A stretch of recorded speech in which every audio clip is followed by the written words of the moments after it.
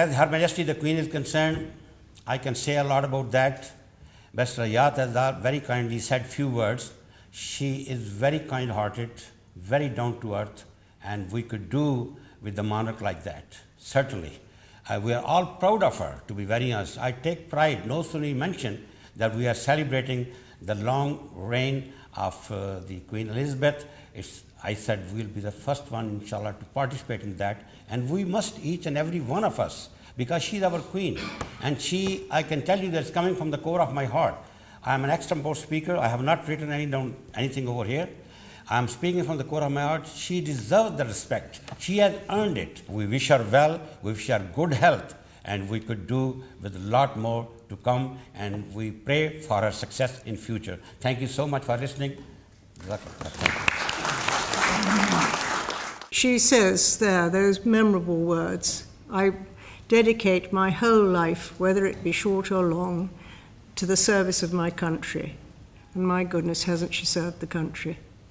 Not only the country, think of all the other countries and all the prime ministers that have come in turn to her to ask for her advice, and she's always been able to give them increasing wisdom, whatever their party, it didn't matter. She was able to help them.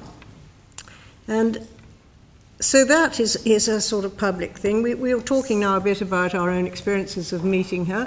I think she also enjoys, perhaps a little bit secretly, some of the very outspoken remarks of her husband. And I happened to be present when one of them said, we were sitting at the next table at a dinner with the Queen, and the waitress came round to Prince Philip and said, would you like sparkling or still water, Your Highness? He said, what did you say? Would you like sparkling or still water? He said, are you offering me water? I have no use for water other than washing in it. And everybody burst into laughter. And, of course, a bottle of beer was plonked in front of him, and he looked at the label and he said, that's more like it. And this kind of broke the ice for people, lots of tables close by. And I think he has often said things that the press say, oh, how dreadful, but they aren't dreadful, they're him, and he's a wonderful person, a wonderful consort for her, and I think she loves him dearly, and I'm so glad that he's still around, aged 90, whatever he's got to now. She's going to be 90 next year, and he's about 92, I think, now. So that was one of the personal things. Thank you.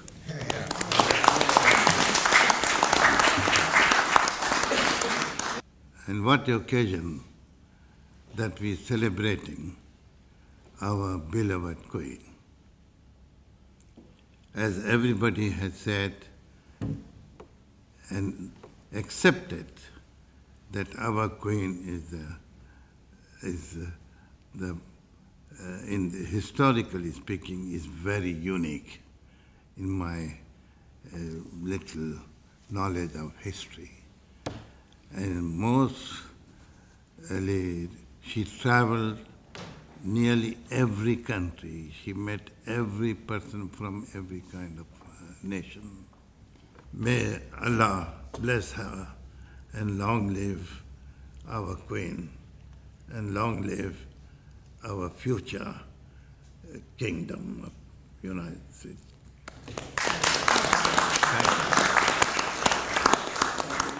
We must understand and pay credit to the Queen for her very large, silent diplomacy behind the scenes.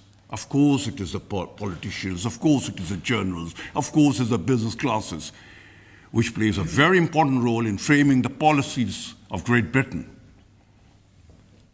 But then again, the Queen has a very substantial say in what goes on. As a head of the Commonwealth, she has been the head of the Commonwealth for so many years now. Under her chairmanship, she has seen so many of the countries around the world becoming independent. Freedom has been given to them. What a joy and pleasure must have been for her to preside over such an event. God save the Queen. Thank you very much indeed.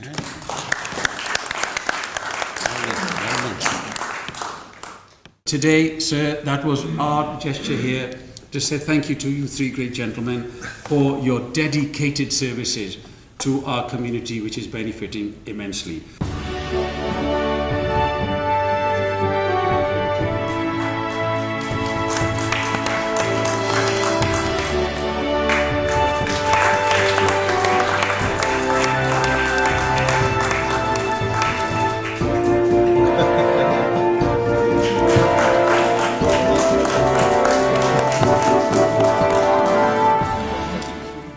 Out of the three gentlemen now, first of all, I will ask Mr. Ziawala. But my lords, Mr. Hayat and the distinguished noble friends, it's my great honor to be here, and we must not forget that we are not just here celebrating the Queen's longest reign, but also her leadership for making a diverse Britain. We are here today because of the benevolence and the tolerance of the British society, and it is a Queen which has headed it. I'll just tell you a few words about myself. I came in this country in 1975 with just £60 in my pocket, and that was the time when I became a solicitor. And I decided that I'm not going to start in Southall or Wembley, and I decided to start my law firm in the City of London. And it was a completely different Britain. I remember I once appeared before a master called Master Ritchie, and he looked at me and he turned red. He didn't know that I was going to speak English. And today, look at that. Look at what has happened. Today there are solicitors and judges also who are Indian. My firm is the first law firm in the City of London, 1 square mile district, started by a solicitor born outside Europe. And believe it or not, but in 1982, we employed Tony Blair. And the only time his name appears in the law report, because he was a practicing barrister with no work, it was instructed by Ziawala and Company for President of India. And we represented.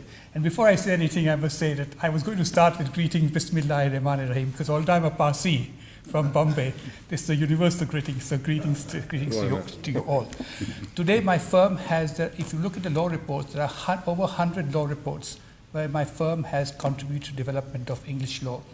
And we just now, recently, we won in the Supreme Court, sorry to say, an appeal for bank bailout of Iran against the British government. And it can only happen in England that 9 out of the 12 Supreme Court judges had the courage and the integrity to say that the British government had got it wrong.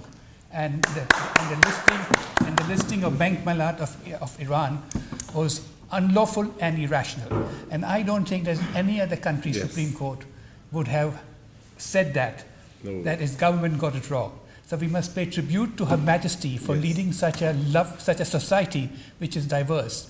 The world is becoming global, and what matters is the color of the heart and not the color of the skin or religion, and we must pay tribute. I'll just give you one example of the care of the royal family. I was standing for the BBC a couple of years ago, about 20, 25 years ago, for the BBC 50th or 70th anniversary next to Keith Vaz, and he asked me, do you know Prince Charles? I said, does he know you? So I said, no. And he comes to me, and suddenly he stops at me, just before me, and he says, are you all right? So I said, oh, okay. He asked me again, are you all right? I was very nervous. Does he know about my firm's overdraft or something like that? And he's inquiring about it. And he said, solicitor, Chancery Lane, small firm, has the recession affected you? Now, I had been as a part of the business delegation with Princess Diana and Prince Charles 3 years ago before, and he had just sort of shook hands and introduced and met us, but we had no sort of interaction. But he remembered it, and he asked me, and I was completely touched. Now again, you will not find anywhere where a member of the royal family would have the concern about an ordinary citizen. So please convey our best greetings to the Queen, to all of you. Thank you. Thank you. This building is all about continuity, and the monarch and our present Queen Elizabeth II represents continuity. And a little bit of that starts at RUSI, Royal United Service Institute, my building, because in the English Civil War in the 17th century, the Parliament cut off the King's head after the Civil War in 1649 on the 30th of January at 2:10 in the afternoon. And we know it was 2:10 because the clock on the top of Horse Guards records that in a little black mark at 2:10. And it was on the corner of the street, stepping out of one of the windows of the banqueting house, which used to be part of my institute. And that was the beginning of a completely new relationship with the monarchy, because at the moment that they beheaded Charles I, they just realised what they had done. And it was a new order and a new beginning. And we saw the real essence of that in 1688, the Glorious Revolution, when Parliament decided that it did not want another Catholic king, and it turned to the Netherlands for a king. And began then the tradition of constitutional monarchy, which has been regarded as sacred to this country. And I think our constitutional monarchs from 1688 onwards have been a model of what they needed to be. Of course, it's been a very rocky road. The Prince of Wales, in the era of George III, who became George IV, was not a stranger to scandal or to strange behaviour. We're celebrating this year the 200th anniversary of Waterloo, the Battle of Waterloo, and when the news of that battle finally reached London, the battle was fought on the 18th of June, the news didn't get to London until the 22nd of June, which was the following Wednesday. The battle was fought on a Sunday, and the news was brought by Major Harry Percy, who went to the cabinet and was told the Prime Minister wasn't there. He was in Berkeley Square, Grosvenor Square, so he went to Grosvenor Square, and they told the Prime Minister wasn't there either. He was now in St James's Square, at number 14 St James's Square. Number 16 is what is now the East India Club, famous club. And those of you who know the East India Club will know there's a beautiful ballroom there, and there was a ball going on, a society ball. And Harry Percy was there with the King and the Prime Minister, the Prince of Wales, Prince Regent as he then was, and the Prime Minister. And the news was brought at midnight, on a hot, sultry midnight in June. And the ball stopped, and Harry Percy, who'd been on the road for 3 days, he'd fought a battle, he hadn't been to bed for a week, he'd broken his foot, he'd rowed halfway across the channel because they were becalmed, etc., etc., etc. He finally walked into the ballroom and he laid the 2 captured eagles down on the floor, and he said, "It is victory, sir, victory." And the Prince of Wales rushed forward and immediately promoted him to colonel. He was a major. He promoted him to colonel, which he had no business in doing, but he did it anyway. And he then burst into tears as he heard the details of the battle. And Mrs. Burme, who was the host of the event, threw water in his face to calm him down. That didn't do any good. So he became hysterical, and eventually was calmed down by claret. And he became a very interesting monarch who, when he was crowned, his wife was shouting like a fishwife on the steps of St Paul's Cathedral for the coronation ceremony. We worry about royal scandals in the 20th century. They are nothing compared to the behaviour in the 17th and 18th centuries. But all of that created the basis of what was nevertheless an enduring constitutional monarchy. And Bagehot, a great constitutional historian, in 1868 wrote a wonderful book called The English Constitution, which those of us in politics all had to read as students. And in it he said, the monarch has the right to be informed, to advise, and to warn. Those are the 3 things the monarch does: to be informed, to advise, and to warn. And our monarchs of the 20th century, and particularly our present monarch, has kept to that absolutely. She is informed on a weekly basis. She can advise, and my goodness does she advise wisely. And she can warn. And sometimes her warnings are not taken heed of, but I wish that they were, because her warnings also carry enormous weight. Since she has been a monarch since 1953, she has seen so many prime ministers. She has presided personally over the growth of the modern Commonwealth, and this wonderful example of international, cross-cultural, cross-linguistic international community. That is something that she personally is devoted to, and as you know, it matters hugely to her. And because it matters to her, it matters to us. And she is not least a model of dignity, of precision. When she writes, she never adds 2 words if one will do. She is deliberately constitutionally conservative, and she's conservative in exactly the right sense of the word. She conserves the values that most matter to us. She is the person to whom we turn in a crisis for calmness, for reflection, and we know that she will be being informed, and she will advise, and she will warn at times of national uncertainty. And that bedrock quality that she brings to our Constitution is something which I'm delighted and privileged to help you celebrate here this evening. Thank you.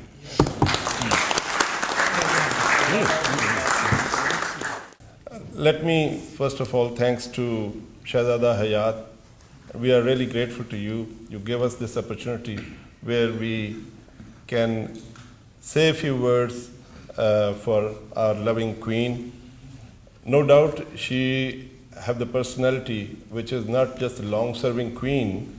She have a role to bring this country and everybody together, and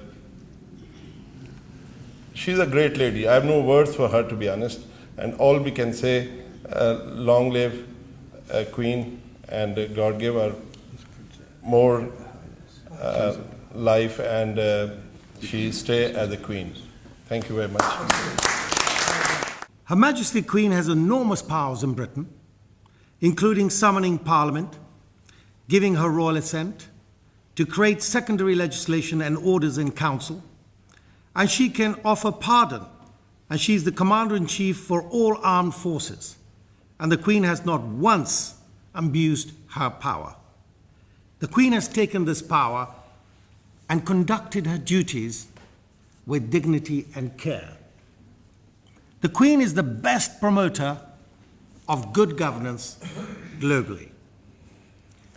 I'm sure you will all agree here today that the Queen is a role model for all of us, a solid piece of wood, just like the Royal Britannia, someone who gives the United Kingdom and the Commonwealth stability, commitment, unity, heritage, inspiration, tourism, raising millions for charity, duty of care, carrying out many different roles, and Her Majesty continues to keep the commitment she made on her 21st birthday in 1947, when she vowed to dedicate her whole life to the service of the British people and the Commonwealth. The British Monarchy has been an important throughout our history, and despite changes over the centuries, the part monarchy played today is just as important as the past. God save the Queen, long live the Queen. Thank you.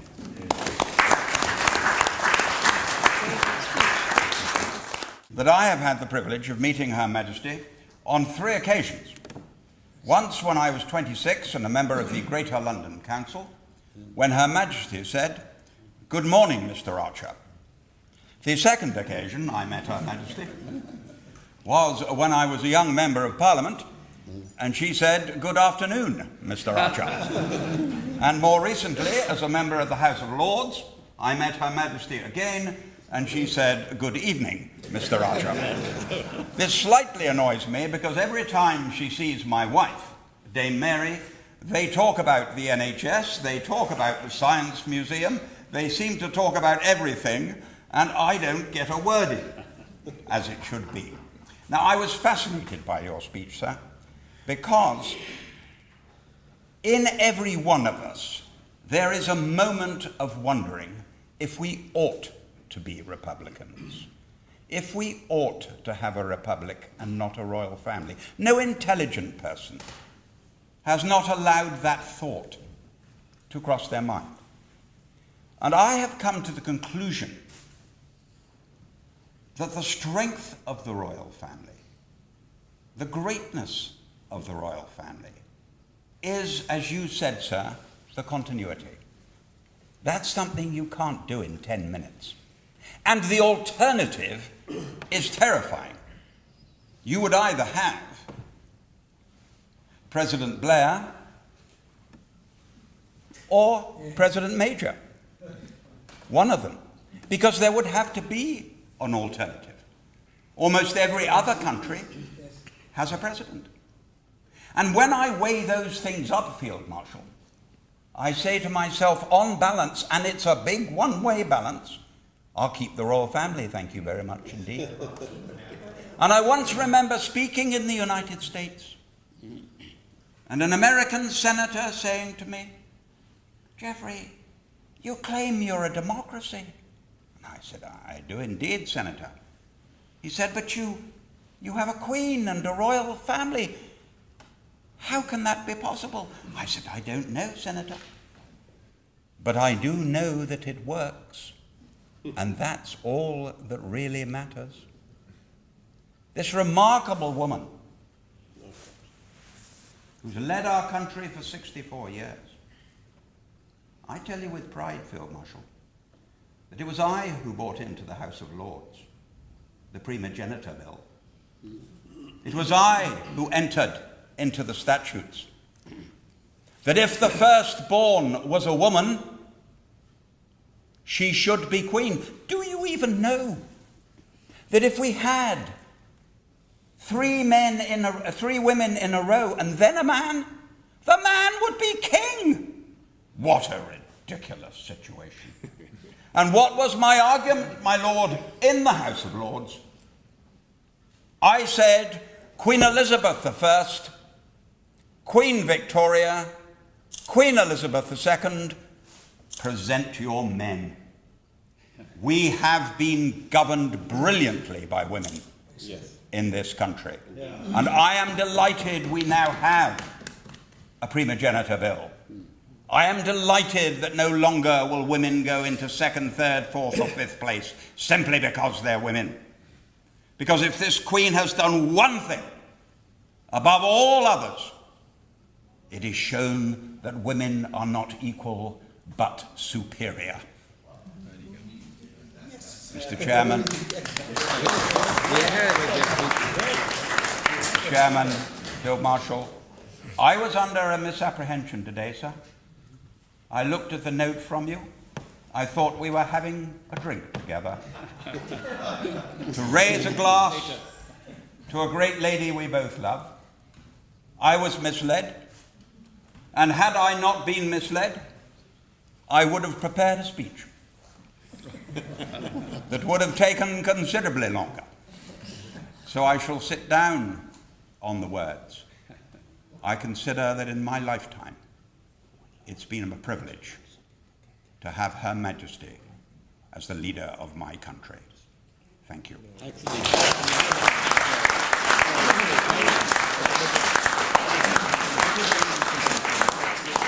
The Queen, when you look upon it, it is a lady. Throughout history, her ancestors have probably ruled with a fist and force, and that's how the kings and queens were made, by conquering the world with their swords, with their armies. But this particular lady, she has reigned, is the right word, as others have said, with passion, love and commitment. She's a tolerant person who's shown Britain tolerance. She's a forgiving person and forgives many people. What makes Britain is Britain. Many countries like France, Germany and everywhere else, they're called individual names like France, Germany and so forth. Why do people like to use the word great in front of Britain? Is because of this great lady, Her Majesty the Queen. She is what makes Britain great. What I'd like to say that politicians, whether they're from India, whether they're from Pakistan, Middle East or anywhere in the world, politicians make mistakes. And their mistakes, they're accountable to the voters. But what I'd like to say, a person who is British, ancestors from Commonwealth, my father served in the, then was the British Indian Armed Forces. I had also a pleasure of attachment to the Royal Regiment of Wales briefly. What I'd like to say is that British politicians can make mistakes and we can vote them in and vote them out. But as with the passion of Lord Geoffrey Archer, I'd like to say that in this room there are Sikhs, there are Muslims, there are Jews, there are Christians, and unitedly we'd say this, that as far as we are concerned, Her Majesty the Queen can do nothing wrong. She is loved by all of us, and we would do what come what may for her. I'm a naval officer. I'm a Russian naval officer. And it's a big honor for me, all times and all days, when I got a chance to meet with our British colleagues and to speak with them, to say that we were on board of Her Majesty ship. We've got a chance to be in Her Majesty base. What I mean? I mean that you've got issue, not only symbol, but we've got Her Majesty as a guarantee, as a very good example how to solve for your country and how to defend your country. That's why for us, when we, Russians, say the United Kingdom, we are thinking about your Queen. Be sure. Thank you. Thank you. Excellent. We are great for our knights here tonight, the 3 knights sitting here. As far as we are concerned, we salute these knights of ours for their wonderful work. And as well as them, we know that there are other people here who are also great people in the community. And of course, we salute you all for paying a wonderful tribute to Her Majesty. But finally, it falls to me now, because many distinguished guests are coming later, is to ask Lord Field Marshal Guthrie to first of all thank him for the great privilege and honour of welcoming us here at the House of Lords, and now to say a few words and wrap up this occasion for the people here and of course to the camera. Thank you. Your Highness, my Lord, ladies and gentlemen, I think the first thing I should do is to thank you all for coming here. This has been an important event for us, and I hope that you will report it to Her Majesty the Queen and send her the greetings of everybody in this room and wish her well for even longer reign that she has now. I'd like to thank you all for contributing and saying so much, so many different things about the lady, the Queen that we love. And as so many of you said, it is a system which she has nurtured, and we all, I think, in the United Kingdom, all the people I know, feel ourselves very lucky to have the constitution we do have. As Lord Archer says, it's a constitution which actually works. There are many parts of the world who do not have a constitution, or if they do have a constitution, it doesn't work. So we're very lucky, and we owe her a great deal. We're not going to offer you a drink, are we? But I think we should just stand and say, God save the Queen. God save the Queen. Can we have one photograph after that, I think?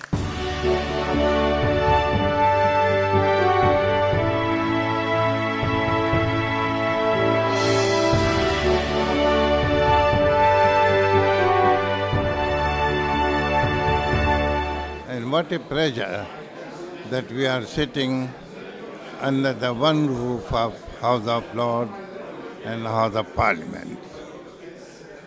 We are here to celebrate our Queen's longest reign and long life.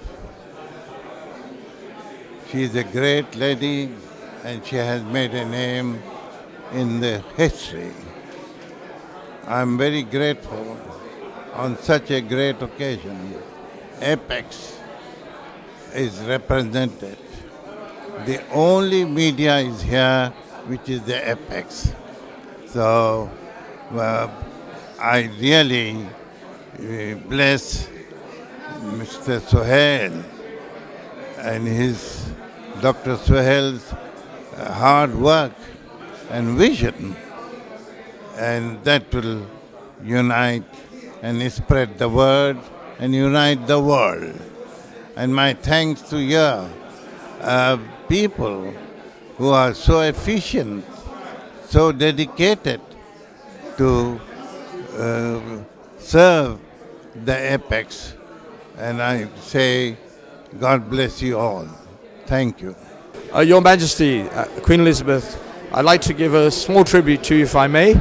I'm here at the House of Lords. My name is Dr. Rahanul Huq, the son of a doctor from Uganda who came here in 1961 and became a consultant surgeon. Today in the House of Lords, I'm standing in the place of learning and erudite gentlemen and ladies who have contributed to this country by revising legislation with their knowledge, their expertise and their skills to make life better for us. Your Majesty, that is what you have done for us for decades. You are the fountain of knowledge and the history of this country, and over many generations, many years, many generations, yourself and many the family, and many years yourself, you've given us that guidance. The Queen Mother helped us to stand up to the Nazis. Yourself, the Majesty, have taken us through many trials and tribulations, and your son, Prince Charles, has started the Prince's Trust, which will help young people in the future. This continuity of expertise, knowledge, guidance is fundamentally important in giving us, former Commonwealth citizens, hope and aspiration that we can better ourselves and our nation, Britain, under your guidance. Your Majesty, I salute you and thank you for your reign and your guidance.